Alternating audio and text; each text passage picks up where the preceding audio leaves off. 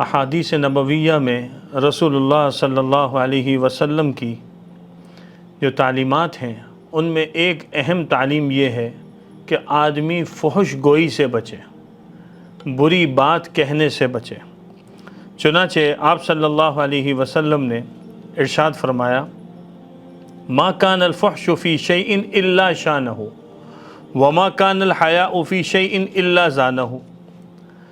اس حدیث کا مفہوم یہ ہے کہ جس چیز میں بدگوئی اور فحش گوئی شامل ہو جائے وہ اس کو عیب والا بنا دیتی ہے، اور جس چیز کے اندر اچھائی حیا شامل ہو جائے وہ اس کو زینت والا بنا دیتی ہے، شاندار بنا دیتی ہے۔ خود آقا صلی اللہ علیہ وسلم کے متعلق روایات میں آتا ہے کہ آپ صلی اللہ علیہ وسلم فحش گو نہیں تھے۔ اچھا، فحش گو کی دو قسمیں ہوتی ہیں، ایک تو وہ ہے جو بہت زیادہ بیہودہ بات کرے، لعن طعن کرے، اس کا مزاج ہی یہ ہو، یہ بھی نہیں کرنا۔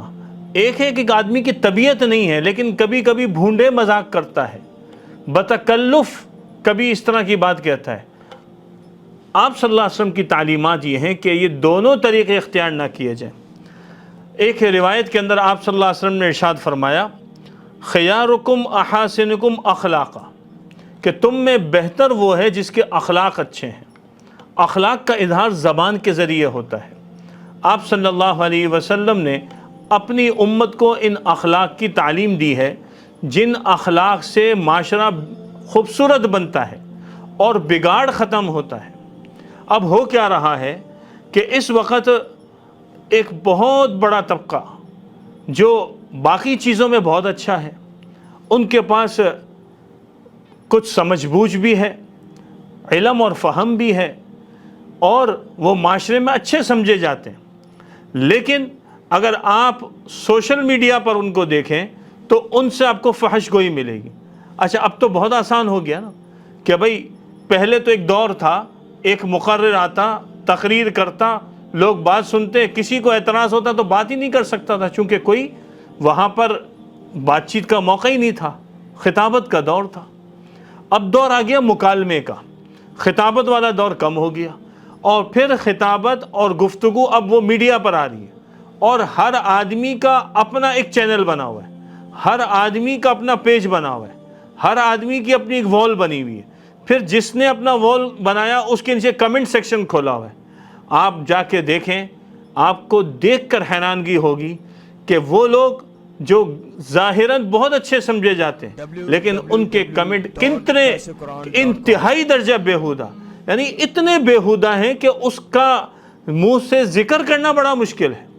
اور آپ باقی دیکھیں تو بڑا عجیب مسئلہ، کسی کے رویے پر، کسی کی بے اعتدالی پر، کسی کی کسی بات پر تنبیہ کرنا، اس کو متوجہ کرنا کوئی منع نہیں ہے، کسی کی رائے سے اختلاف کرنا کوئی منع نہیں ہے، لیکن آپ کسی کی رائے سے اختلاف اس طرح کریں کہ اس میں بیہودگی کا مظاہرہ کریں، یہ تو تعلیمات ہے ہی نہیں۔ سوشل میڈیا پر بیہودگی کا طوفان مچا ہوا ہے، فحش گوئی کا طوفان مچا ہوا ہے، اور پھر صرف یہی نہیں، اس کو شیئر بھی کیا جا رہا ہے، اس کو لائک بھی کیا جا رہا ہے۔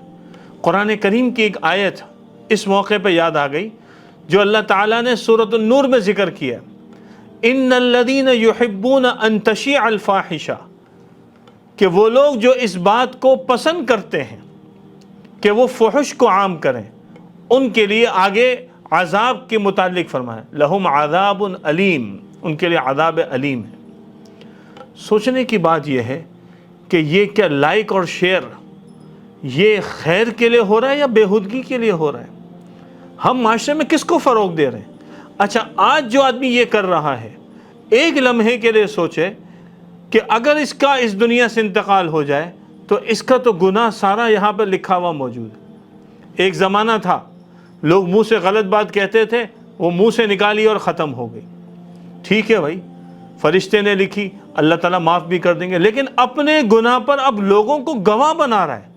پورا سوشل میڈیا بھرا ہوا ہے، کس سے؟ گناہوں کے ذریعے، اور وہاں پر کہیں کسی کو گالی دی ہے، کہیں کسی سے بدتمیزی کی ہے، کہیں کسی کی عزت کو تار تار کیا ہے، کہیں کسی پر تبصرے کیے جو کہ نازیبا ہیں۔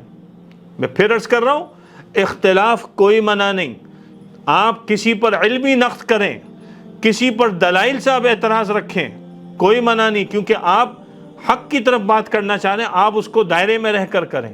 لیکن فحش کوئی کہاں سے آ گئی؟ یہ اسلام کی تعلیمات نہیں ہیں، آپ صلی اللہ علیہ وسلم کی تعلیمات نہیں ہیں، دین اسلام کے اخلاق نہیں ہیں۔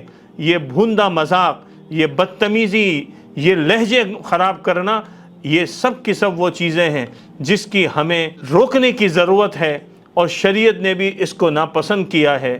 اللہ تعالی ہمیں اس فحش سے بچنے کی توفیق عطا فرمائے۔ سوشل میڈیا پر سب سے قدیم اور سب سے ریلائبل برانڈ درسقرآن.com